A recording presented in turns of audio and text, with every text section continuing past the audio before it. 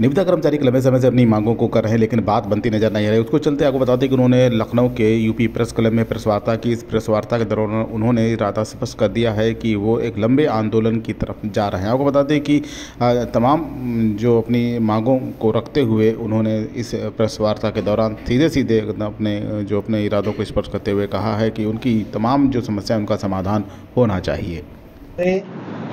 Uttar Pradesh power corporation निविदा संविदा कर्मचारी संघ लखनऊ से बोल रहे हैं।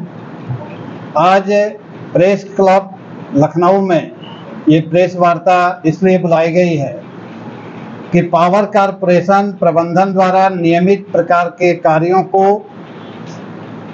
मस्टरोल व्यवस्था के तहत समायोजित कर कार्य कराने के स्थान पर आउटसोर्सिंग के माध्यम से कर्मचारियों को तैनात कर कार्य कराया जा रहा है।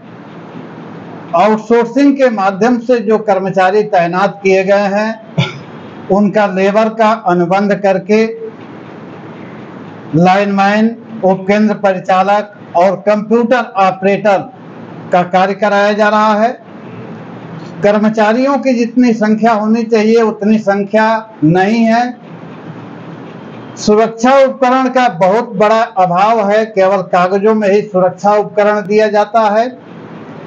कर्मचारियों की कमी और सुरक्षा उपकरण के अभाव में सैकड़ों कर्मचारी प्रत्येक वर्ष मर रहे हैं। इन कर्मचारियों को 8 से 10 हजार वेतन मिलता है और उनकी जान किस खंभे पर अटक जाए कोई भरोसा नहीं है। इनके ईपीएफ में बड़े पैमाने पर घोटाले हुए हैं। अभी 22-23 में 22 करोड़ रुपए का घोटाला ओरियन सिक्योरिटी सॉल्यूशन कंपनी द्वारा किया गया है, जो नई दिल्ली की थी।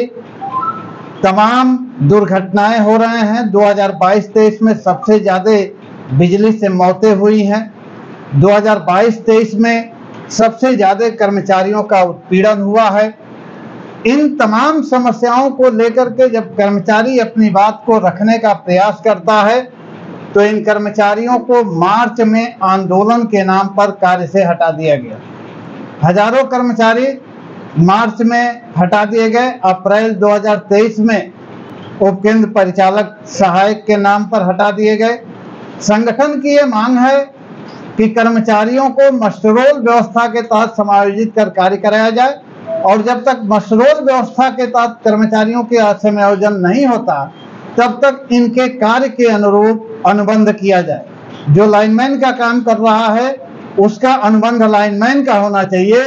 जो कंप्यूटर ऑपरेटिंग का कार्य कर रहा है उसका अनुबंध कंप्यूटर ऑपरेटिंग का होना चाहिए, ना कि लेबर का अनुबंध करके इनकी मौतें करानी चाहिए। ये संगठन की मांग है। संगठन की दूसरी मांग है कि कर्मचारियों के दुर्घटनाओं पर प्रभावी अंकुश लगाने के लिए मानक के अनुरूप कर्मचारियों की तैनाती की जाए और मानक के अनुरूप उनको सुरक्षा उपकरण दी जाए। संगठन की तीसरी मांग है कि संगठन द्वारा जितने भी पत्र दिए गए हैं, जितने भी साक्ष्य दिए गए हैं घोटाले का ईपीएफ से संबंधित, उन घोटालों का पर्दाफाश किया जाए। ईपीएफ के घोटाले के पैसे को वसूल कर कर्मचारियों के भविष्य निधि खाते में जमा कराया जाए और दुर्घटनाओं पर अंकुश लगाया जाए। संगठन द्वारा पिछले कई माह से 162 कर्मचारियों के दुर्घटना ग्रस्त हुए कर्मचारियों का लिस्ट बना करके दिया जा रहा है कि इन कर्मचारियों के वेतन से 481 रुपये प्रति माह इनके अंशदान सहित कट के संविदाकारों को दिया जाता है ताकि कोई कर्मचारी बिजली की चपेट में आने या खंभे से गिर जाने से घायल हो तो उसका उपचार हो सके। लेकिन संविदाकारों द्वारा किसी भी कर्मचारी का उपचार नहीं कराया जाता है, लिहाजा उन्हें अपने चल अचल संपत्तियों को छिन्न भिन्न करके अपना उपचार कराना पड़ता है।